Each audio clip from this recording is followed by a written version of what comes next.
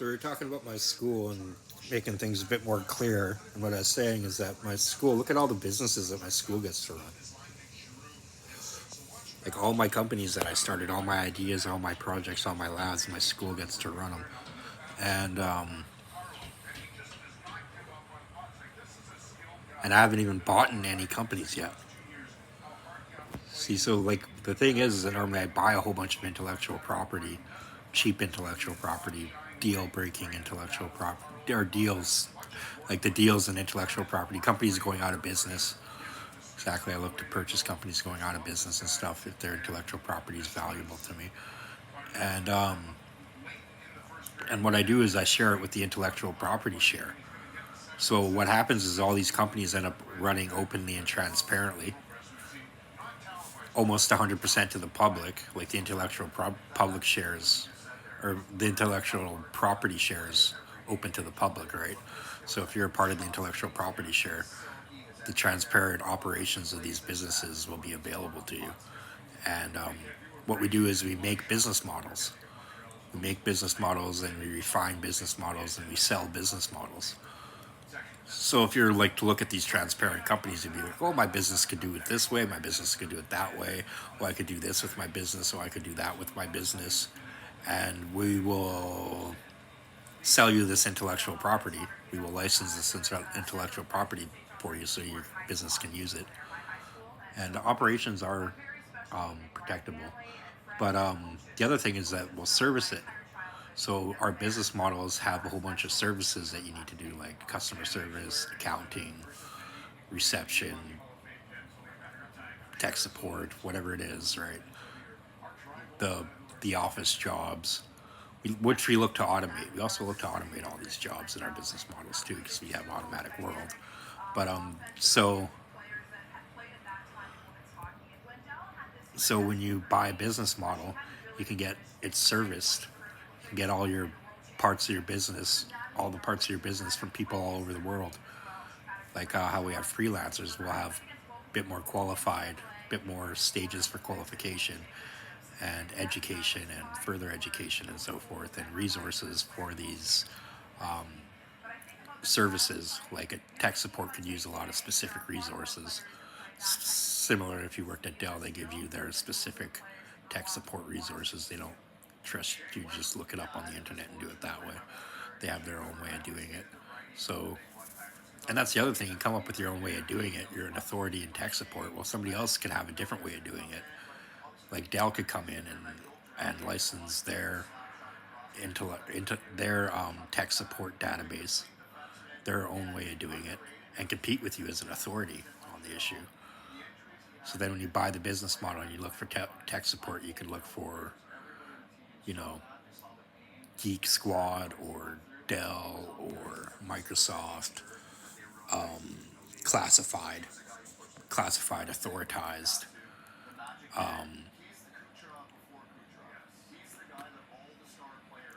Not the employee. It's not the employee that you're getting. You're not getting a Dell employee or a Geek Squad employee or a Microsoft employee. Although you could do that too. You could open it up to other companies in the service industry and provide them extra contracts. But what you're getting is like a Microsoft structure. You say you want your things structured like Microsoft, or you want them structured like Geek Squad, or you want them structured like Best Buy for your tech support. You like Microsoft's tech support, so you want it structured like Microsoft. So that's what you're getting for your company. Exactly, you wouldn't. Although what would be cool is you might be able to get Microsoft tech support if the contracting out work it gets streamlined that far and works. But yeah, you have a company and you say I want tech support like Microsoft, all the way to getting a Microsoft employee. You know what I mean? For your tech support, that could be possible. But you see how business models will get a lot better, and you when I talk about looking at things as in man hours and running things in man hours, especially when you're automating things, when you're looking to automate your office jobs and you're looking to automate your labor jobs, and you're looking to see what you can automate and what you can't automate at the moment and what you'd have to do to automate the things you can't automate.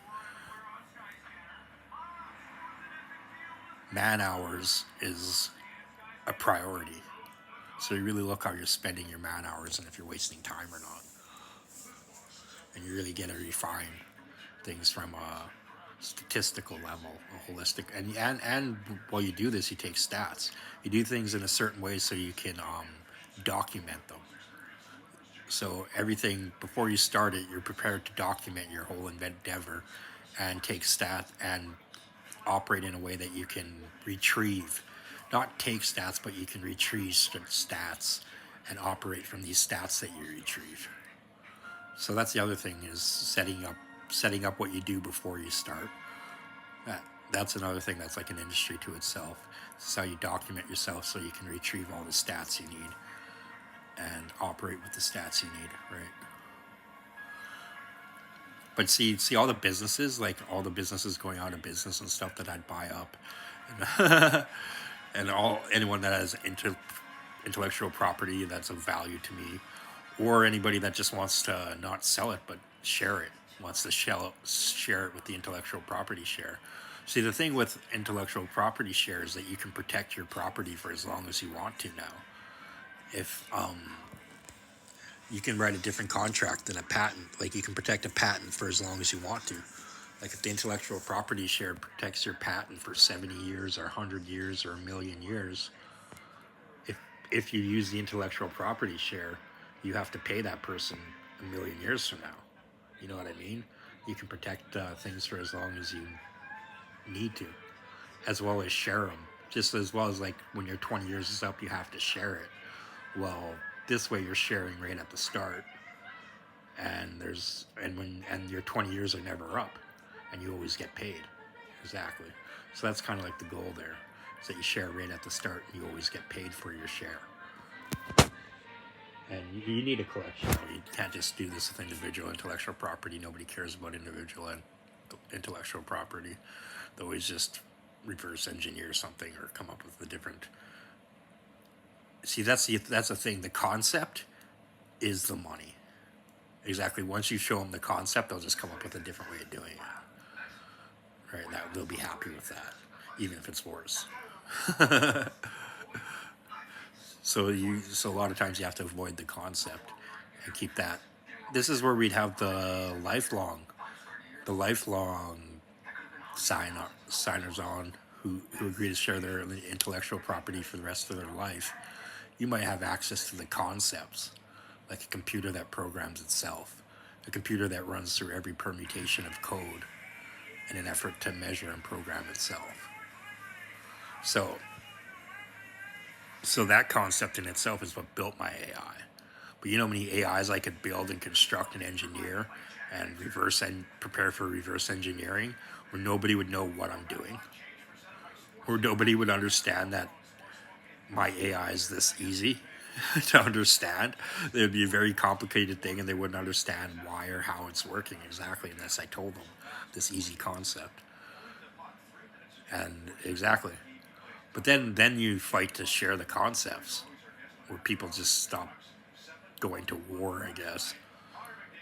Start sharing properly, start accrediting and sharing properly, and you pass down the concepts from generation to generation, right? That's what you're losing. You're passing all your information, like all your intellectual property, we just throw in the dirt from generation to generation with capitalism. Capitalism doesn't collect the intellectual properties from businesses and stuff. They just get sold to other businesses and thrown in the dirt and garbaged and exactly. Like you really need to put in an effort to collect all intellectual property and make sure you don't throw any businesses' intellectual property or experience or whatever in the dirt and garbage it, that you have it historically timelined and the evolution of these timelines. Exactly.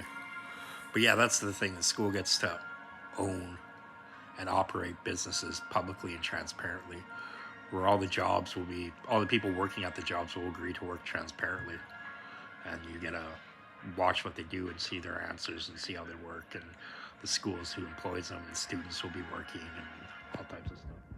Pretty cool, eh? Pretty cool. See, this has already been happening for 17 years too, in all the Netherlands around here and all the dimension that Netherlands and afterlives and heavens around here. This has already been happening.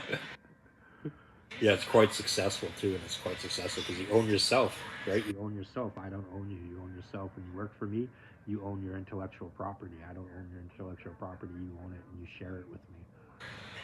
And unless I buy it, unless I'm doing research and I'm owning 85% of the intellectual property of the research project or something like that, then you get 15%. But I do put in a, and you're just measuring petri dishes, so it's not really your intellectual property. You're just like, yeah, you get 15% for doing research that is a process that's going to discover stuff that if you focus and scope it right is going to discover stuff that you need. And I'm the one that focuses and scopes it. Or I guess lab researchers focus and scope it too, but generally you have a research project, you have a focus and a scope, and you're going to do research there to discover the things that would be worth money. But like I said, when I hire you on, and I let you own your intellectual property, and I even keep a virtual sum of all the money you've made me, so you can use that in your arguments when you ask for money or ask to spend money. That's the other thing. Like, a lot of the money is business money, right? It's not like it's my money. It's not like I put it in my bank. So, giving you the opportunity to spend the money the way the business would spend the money. So, you want the business to invest in something, you could get the business to invest in something with these arguments. All right, so that's school talk.